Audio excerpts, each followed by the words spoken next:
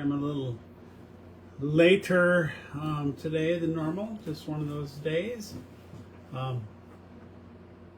Week 20, day 2, kicking off Romans with Romans chapter 1. Again, would encourage you to read this chapter if you've not, and to if you've got time to listen or watch that Bible Project video that I linked on the Salem page.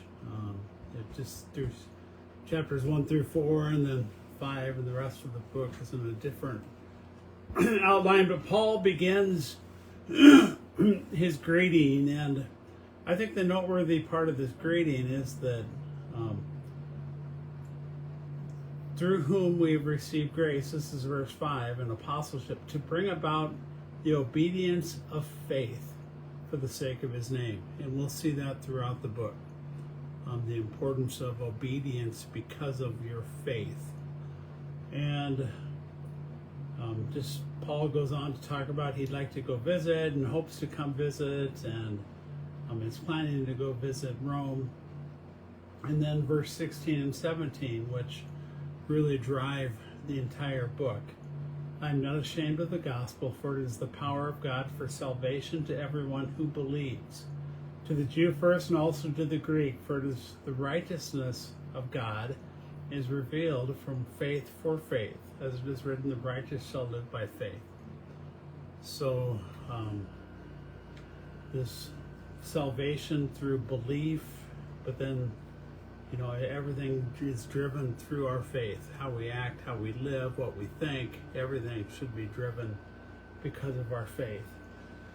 And then from 18 through the end of the chapter is really one of those concerning texts. And it talks about unrighteousness, and that God, his wrath against unrighteousness, and against non-obedience, against unfaithfulness. And it talks, they became futile in their thinking, claiming to be wise, they became fools. So there's these invisible attributes we see in verse 20, God's eternal power, his divine nature, that have been evident since the beginning of creation. So I'm reminded that God's creation declares his majesty, and that people that claim to be wise but they're fools, they don't think, they exchange glory of God for idols.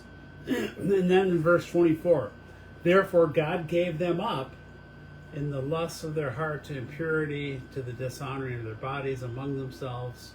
They exchanged truth for a lie, and for this reason, in verse 26, God gave them up to dishonorable passion. So it's almost as if God sees what people are thinking, what people are doing, sees disobedience, and then it's almost as if he says, okay, if that's what you want, have at it.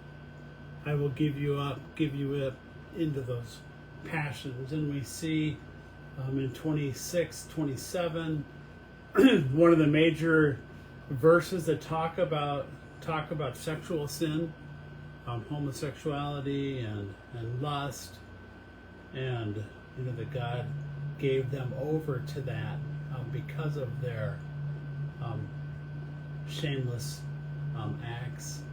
But then we see it is not only sexual sin, that God fills them in verse 29, all manner of unrighteousness, evil, covetousness, malice, full of envy, murder, strife, deceit,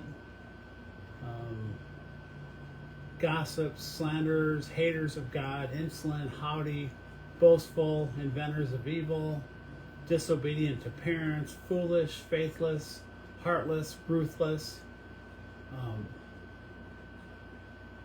And it says that he does that to not only those that practice such things, but to those who give approval to those that practice those things. So it's just a concerning verse, concerning section, that as we tinker with sin, as we engage sin, as we engage unrighteous behavior, that it gets to a point where God will give them up to those behaviors until and unless you repent. And so this concept of living lives of obedience through faith, we see the opposite warning here, that our lives need to be evidence of our faith. So we'll get into Romans chapter 2 tomorrow, but yeah, I pray that God blesses you as you look at Romans, as you think of Paul's letters. Romans and Galatians are his two theology letters, so it gives a lot of stuff. There's a lot of stuff in Romans. So I pray it will bless us as we read through it these next couple weeks. So have a great day. Let me know if you have any questions and or what you're learning, and we will see you on here tomorrow. God bless.